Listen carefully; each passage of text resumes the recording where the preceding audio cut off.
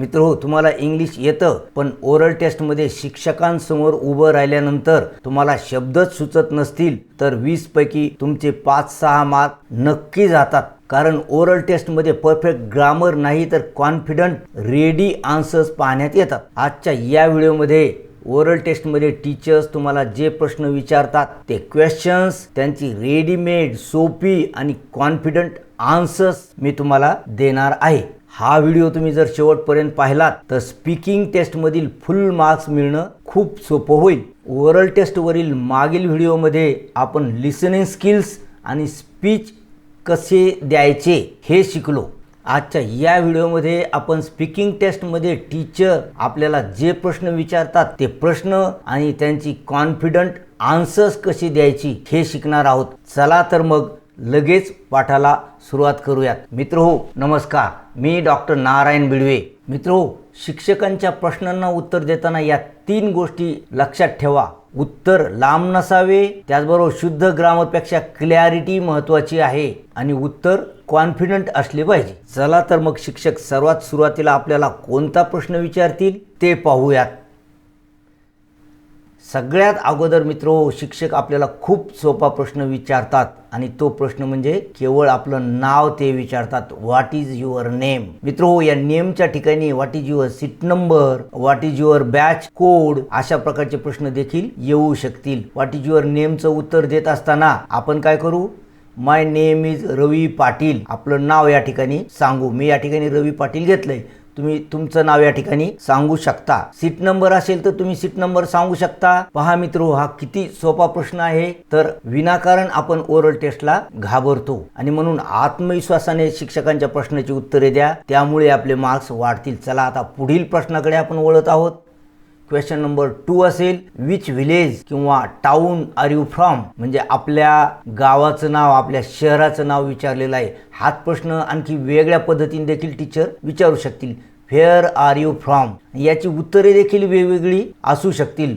जसे I am from Jalna district, I live in a small village, I live in Gandhinagar of Jalna city. अशा प्रकारे वेगवेगळ्या प्रकारची उत्तरे आपण या ठिकाणी देऊ शकतो. चला आता पुढील प्रश्न पाहूयात. Question number 3, what is your father's किंवा मदर्स ऑक्युपेशन? म्हणजे तुमच्या वडिलांचं, आईचा व्यवसाय काय आहे? ऑक्युपेशन म्हणजे व्यवसाय.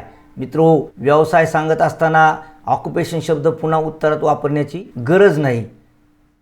माय फादर इज अ टीचर असं आपण म्हणू शकतो किंवा माय मदर इज अ हाऊसवाईफ असं देखील आपण म्हणू शकतो. मित्रो, हा जो प्रश्न आहे अशाच प्रकारचा आणखी एक प्रश्न तुम्हाला व्हिडिओच्या शेवटी विचारण्यात येणार आहे, म्हणून ते तुमच्यासाठी एक सरप्राईज आहे. म्हणून सरप्राईज क्वेश्चन कोणता आहे हे पाहण्यासाठी व्हिडिओ शेवटपर्यंत पहा. चला पुढील प्रश्न आता आपण पाहूया. Question 4, which school do you study in? आपण कोणत्या शाळेत शिकतो म्हणजे आपल्या शाळेचं नाव या ठिकाणी विचारलेलं आहे.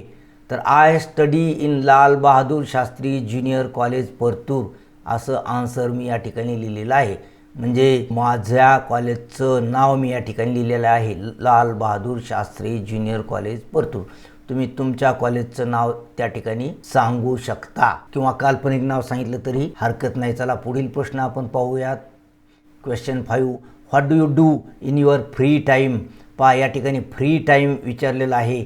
आपल्याकडे असलेला रिकामा वेळ, त्यावेळेत आपण काय करतो? तर मित्रो, आपली जी हॉबी असते, छंद असतो, तो देखील आपण रिकाम्या वेळेत जोपासतो.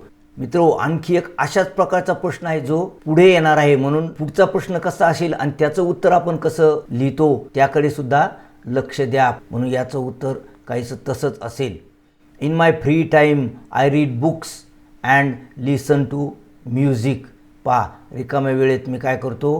पुस्तके वाचतो, म्युझिक ऐकतो. I also like outdoor games. मला बाहेरचे मैदानी खेळसुद्धा आवडतात असं सांगितलेलं आहे.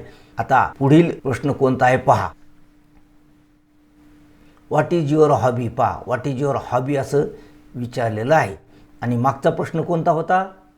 What do you do in your free time? पहा, what do you do in your free time आणि व्हॉट इज युअर हॉबी? तर याचं उत्तर काय आहे? I like to read books and listen to music. पहा, तसंच जवळपास उत्तर आपण याचं लिहिलेलं आहे. I also like outdoor games. म्हणजे मागच्याच प्रश्नाचं उत्तर आपण या प्रश्नाला देखील वापरलेलं आहे, म्हणून नवीन नवीन उत्तर द्यायची गरज नाही. What is your hobby and what do you do in your free time, या दोन्ही प्रश्नाचं उत्तर कोणतंही एक आपण दिलं तरी देखील चालतं. चला पुढील प्रश्न पाहूया. हा क्वेश्चन नंबर 7 आहे. Which is your favourite poem. आता या ठिकाणी पोएमच्या ठिकाणी लेसनसुद्धा विचारू शकतील, म्हणून एक पोएम आणि एक लेसन चांगला करून ठेवा. याचं उत्तर पहा. My favourite poem is Indian weavers by Sarojini Naidu. माझी आवडती कविता Indian weavers by Sarojini Naidu ही आहे, असं मी लिहिलं आहे. तुम्ही वेगळी कविता देखील देऊ शकता. पहा पुढील प्रश्न question 8. What do you like about this poem. या कवितेविषयी तुम्हाला काय आवडतं. तर त्याचं उत्तर काय आहे. I like the way the poem describes 3 stages of human life. या कवितेचं काय आवडतं मला, तर कवितेमध्ये ज्या पद्धतीने मानवी जीवन 3 टप्प्यात विभागलेलं आहे आणि त्याचं वर्णन केलेलं आहे ते मला आवडतं, असं या ठिकाणी सांगितलेलं आहे. मित्रो, व्हिडिओ शेवटपर्यंत पहा, कारण व्हिडिओच्या शेवटी तुमच्यासाठी एक सरप्राईज क्वेश्चन आहे. चला आता पुढील प्रश्न पाहूयात. Question number 9. What message does the poem give. कविता कोणता मेसेज देते. आपल्याला आवडलेली कविता आपण सांगितलेली आहे इंडियन व्ह्यूअर्स. ती कविता कोणता मेसेज देते, तो मेसेज या ठिकाणी आपल्याला विचारलेला आहे. तर कोणता मेसेज देते कविता. The poem gives the message that human life goes through 3 stages, birth, marriage and death. कविता मेसेज म्हणजे संदेश देते की मानवी जीवन 3 टप्प्यामधून जातं. गोज थ्रू 3 स्टेजेस, आणि ते 3 टप्पे आहेत बर्थ, मॅरेज अँड डेथ. किती सोपी उत्तर आहेत हे. काहीच नाही, फक्त प्रश्नाची रचना लक्षात घ्यायची आणि त्याचं उत्तर द्यायचं आहे. आणि एक गोष्ट लक्षात ठेवा, पोएमऐवजी लेसनविषयी देखील विचारू शकतील. चला आता पुढील क्वेश्चन आपण पाहत आहोत. Who is your favourite poet. तुमचे आवडते कवी कोण आहेत. My favourite poet is Walt Whitman. मी माझे आवडते कवी वॉल्ट व्हिटमन लिहिलेले आहेत. तुम्ही दुसऱ्या कवींचं नाव लिहू शकता. चला पुढील प्रश्न पाहूयात. Question number 11. Name any character from your text book. तुमच्या टेक्स्ट बुक मधील एखादं कॅरेक्टर, त्याचा उल्लेख करा, असं सांगितलेलं आहे. I like Denham from to sir with love. अशा प्रकारचं उत्तर या ठिकाणी मी लिहिलेलं आहे. तुम्ही वेगळं उत्तर देऊ शकता, कोणतंही कॅरेक्टर तुम्ही सांगू शकता. आणि मित्रो, शिक्षक अभ्यासक्रमावर एखादा प्रश्न तरी विचारतील, म्हणून जर आपल्याला प्रश्नाचं उत्तर आलं नाही तर घाबरून जाण्याची काहीच गरज नाही, शांत उभं राहायचं. चला आता पुढील प्रश्न पाहूयात. Question 12. Why is education important. Education important का आहे हे विचारलेलं आहे. Education is important because it gives us knowledge, it helps us to live a better life. पहा, एज्युकेशन कशासाठी महत्त्वाचं आहे, कारण ते आपल्याला ज्ञान देतं आणि ते आपल्याला मदत करतं. कशासाठी, to live a better life, चांगलं जीवन जगण्यासाठी ते आपल्याला मदत करतं. मित्रो, आपल्या चॅनलवर 12th इंग्लिशच्या अभ्यासासोबतच स्पर्धा परीक्षांचा अभ्यास देखील केलेला आहे, म्हणून चॅनलला आत्ताच सबस्क्राईब करून ठेवा आणि सबस्क्राईब बटनाच्या बाजूची बेल सुद्धा दाबा, त्यामुळे चॅनलवर यानंतर येणाऱ्या व्हिडिओची सूचना तुम्हाला अगोदर मिळेल. चला पुढील प्रश्न आपण आता पाहूयात. Question 13. What is your aim in life. आपल्या जीवनाचं ध्येय काय आहे, असा हा प्रश्न आहे. My aim in life is to become a teacher. शिक्षक होण्याचं ध्येय माझ्या जीवनाचं आहे. I like teaching and helping students. मला टीचिंग आवडते आणि विद्यार्थ्यांना मदत करायला आवडते, असं उत्तर या ठिकाणी दिलेलं आहे. किंवा असाही प्रश्न येऊ शकेल, what do you want to become. दोन्हीचं उत्तर एकच आहे, लक्षात ठेवा. What is your aim in life किंवा what do you want to become, दोन्हीचं उत्तर आपल्या जीवनाचं ध्येय जे आहे तेच आपण लिहायचं आहे. चला पुढील प्रश्न आपण पाहूयात. Why should we save trees. आपण झाडे का वाचवावीत. तर त्याचं उत्तर काय आहे. We should save trees because trees give us shade. झाडे आपण वाचवावीत. या ठिकाणी बिकॉजने उत्तर दिलेलं आहे, कारण झाडे आपल्याला शेड म्हणजे सावली देतात. They also give us oxygen and fruits. झाडे आपल्याला ऑक्सिजन देखील देतात आणि फळे सुद्धा देतात, असं सांगितलेलं आहे. मित्रो, शेवटचा प्रश्न आपण पाहत आहोत. Tell something about your best friend.